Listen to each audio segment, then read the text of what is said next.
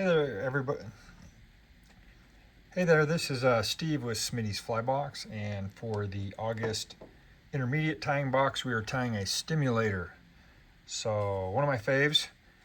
We're sending some Daiichi hooks, 1270 Daiichi hooks. We've got Elk Hair from Hairline. We've got whiting hackle. So all the best stuff it takes to tie a good Stimulator. So this is just 6/0 fire orange thread.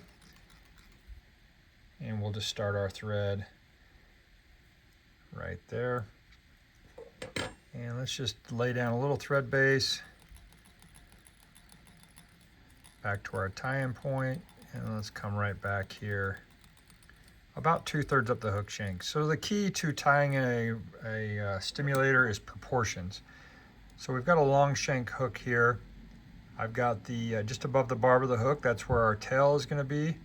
We're going to have the abdomen, about 2/3 of the hook shank, and about 1/3 up here we're going to leave for the thorax. So we've got to tie in hackle and dubbing, a wing, and then hackle and dubbing. So you want to make sure you keep these marks in your mind, because it's easy to overdress this fly, and next thing you know you're up here. So keep those marks in your mind right there. So let's just hit this with just a little bit of super glue for the underbody there. Okay, so the first thing we're going to do is tie in a tail there. So we're using Elk Hair, and I don't need a ton, maybe a dozen or so of those fibers right there, like that, and I'll snip those off.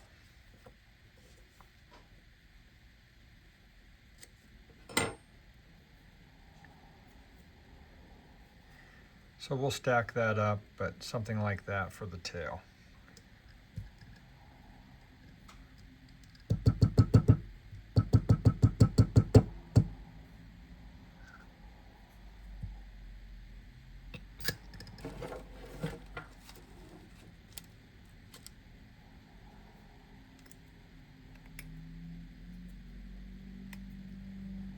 Got a little too much glue there. Let's just take that off.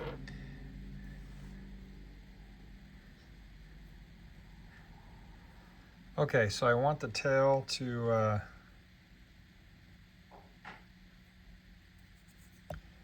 so we want just a fairly short tail there, maybe about 1/3 of the hook shank like that. So once I have that measurement, I'm actually going to tie that. I'm going to start that Elk Hair up here,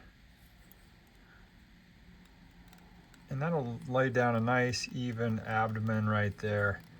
We'll come all the way around back to our tie-in point directly above the barb of the hook.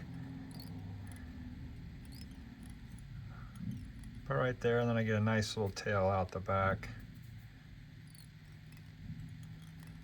like so.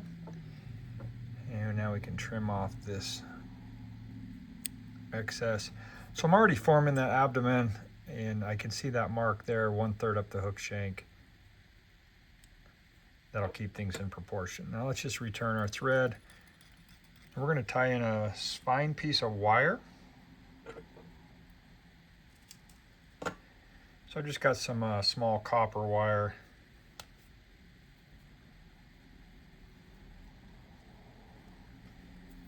And we're just going to lay that along the Elk Hair right there on the side facing me, and we'll secure that down. Again, right back to our tie-in point. And now we can begin dubbing the abdomen forward. So I've sent you a couple colors you can use. You can use an olive or a yellow. So I'm just going to use this bright yellow Antron for the body on this one. And then I have a ginger for the thorax. So I like that ginger color for the thorax. It's more of a darker, subtle.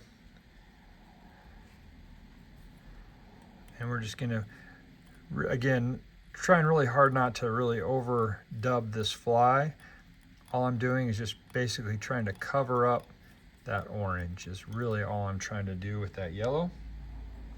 I don't want a big old bulky dubbed body there, so I'm just carefully just coating my thread there, and we're going to dub that right up to our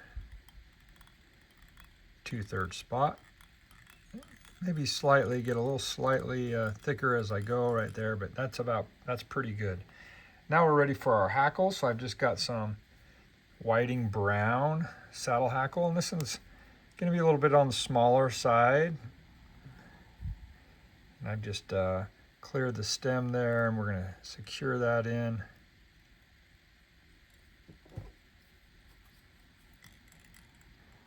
So we'll just secure that in right there at that 2/3 spot.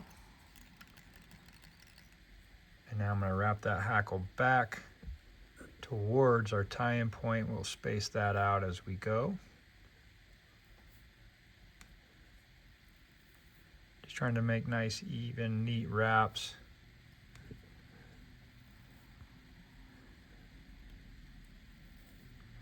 Back to our tie-in point right there. And now I'm just going to hold that straight up in the air, and I'm going to bring my wire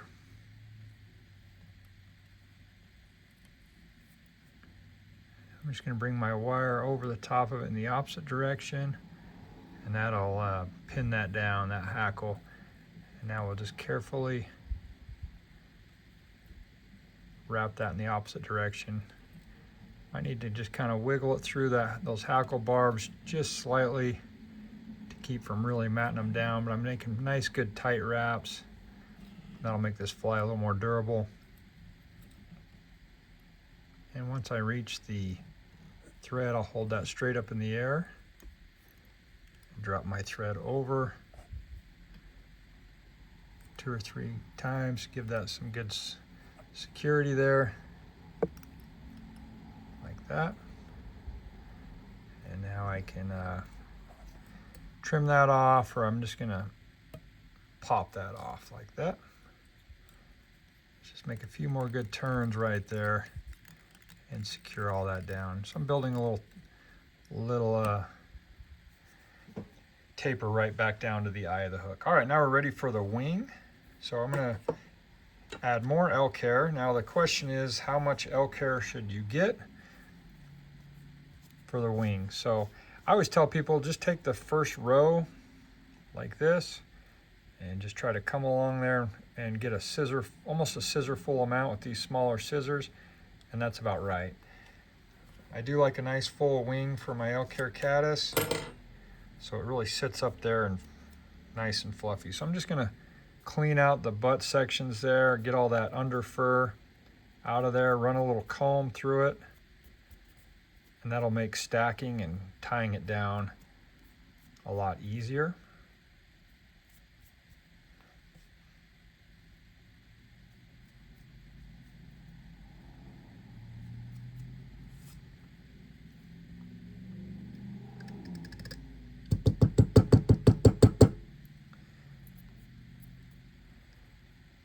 Okay, so I'm just going to carefully slide the back end of my stacker out like that, and I should have some nice even tips that now I can gather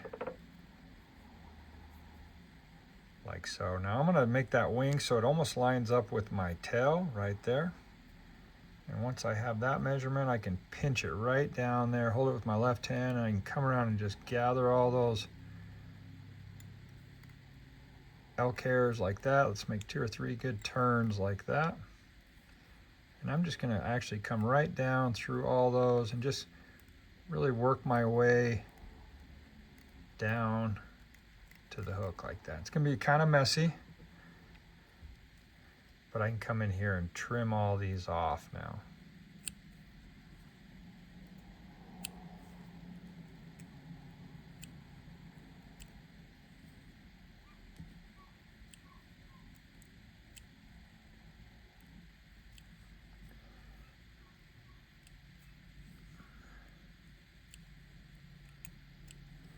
All right, now I'm just going to grab a hold of that wing now and just make a bunch of thread wraps over all that elk hair and just cover those up. And actually I'm building a taper right down back towards the eye of the hook. So once I've got a nice little thread base there and covered up most of those butts, I don't need to worry about getting every single one, but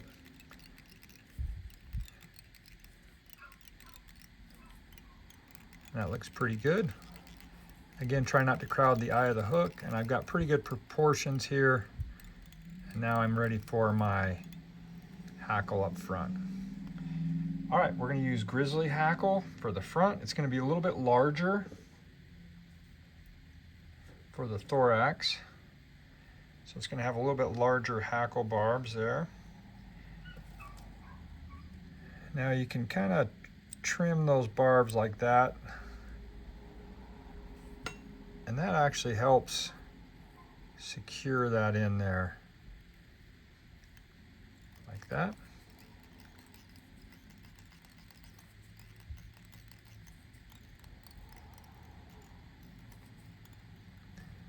And now we've got the Grizzly in there.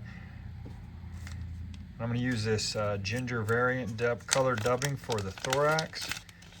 And same program as the abdomen. I'm really just trying to cover up that orange thread is all I'm trying to do. I'm not really bulking it up with dubbing. I've already built my taper, my underbody with my thread wraps. So let's come in here and kind of build that right there, cover that up, make that nice and clean. Right down to the eye of the hook. It's pretty good. And now we can again wrap this Grizzly hackle over the top away from us. And we'll just space that out through that dubbing.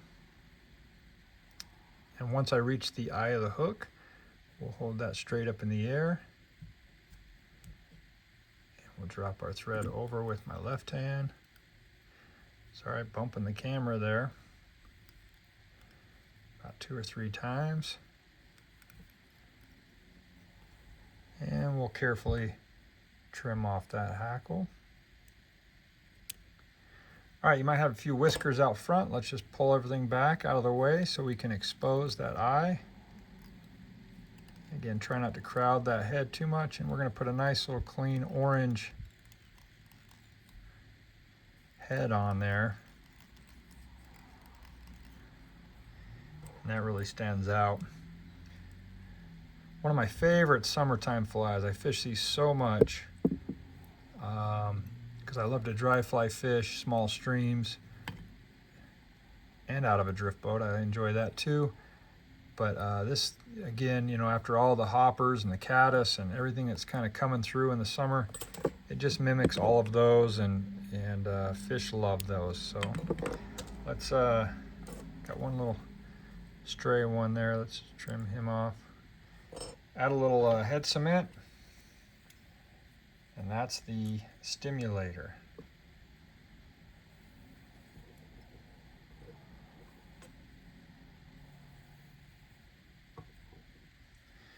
Add a little head cement in there, and that's the Stimulator.